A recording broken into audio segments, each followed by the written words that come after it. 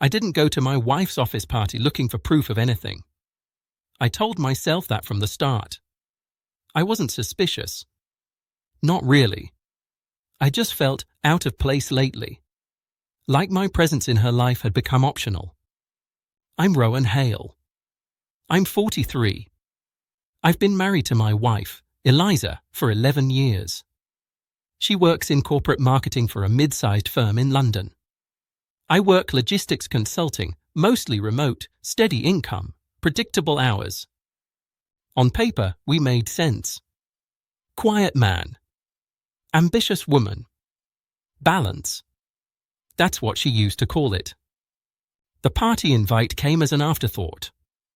She mentioned it while putting on lipstick, not even looking at me. Office thing on Friday. You wouldn't enjoy it. She said it casually, like stating the weather. I nodded. I didn't argue. That's become my specialty. But something about that sentence stayed with me. Not you're busy. Not it's boring. Just you wouldn't enjoy it. As if I didn't belong in that version of her life. Friday night, I couldn't sleep. Around 10, I found myself standing in front of the wardrobe, staring at an old blazer I used to wear before I started working from home. Different glasses. Trimmed my beard shorter than usual. I looked like a different version of myself. Not younger. Just unclaimed. The venue was a hotel ballroom near Canary Wharf. I walked in like I knew where I was going. No one questioned it. Open bar, name tags, loud music. Eliza hadn't seen me yet. She was across the room, laughing with a group of co-workers. Her laugh used to be for me. I stayed near the bar, keeping my distance. That's when I heard my name. Not my name exactly. Her husband. One of her colleagues, a man in his early 30s, smirking into his drink. Honestly, I don't know how she does it. Another voice, female this time. Right? He's so dull. They laughed. I didn't move. I didn't flinch. I just listened. They talked about me like I was furniture. Reliable. Invisible.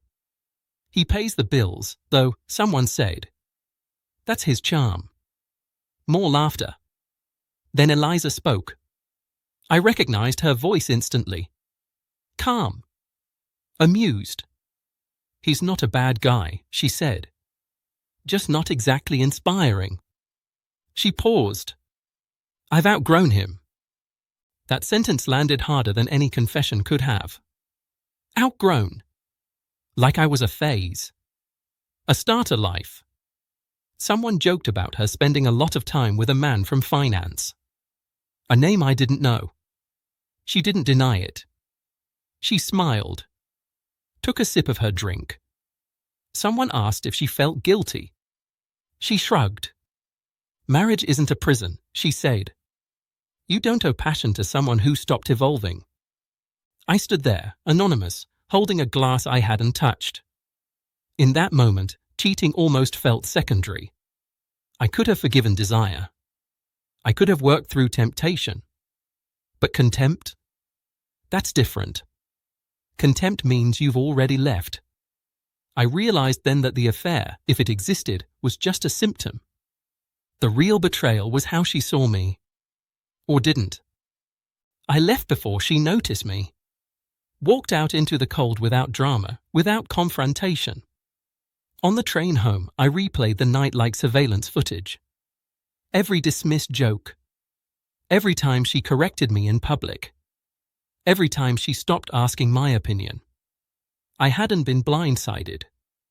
I'd been slowly erased. She came home after midnight, humming softly, heels in hand.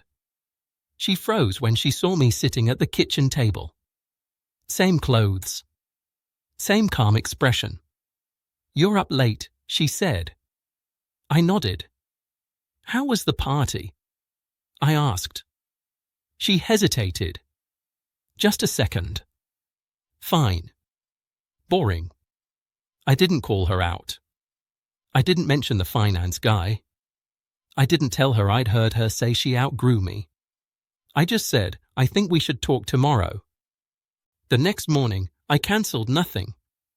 I changed nothing. I went about my day like usual. Work emails. Coffee. Laundry. But something had shifted. I wasn't angry. I wasn't heartbroken. I was clear. That night, I told her I was moving out. Not because of cheating. Because of disrespect. Because I refused to stay married to someone who spoke about me like a burden. She tried to laugh it off. Said it was office banter. That I was overreacting. I told her I'd heard enough to know the truth.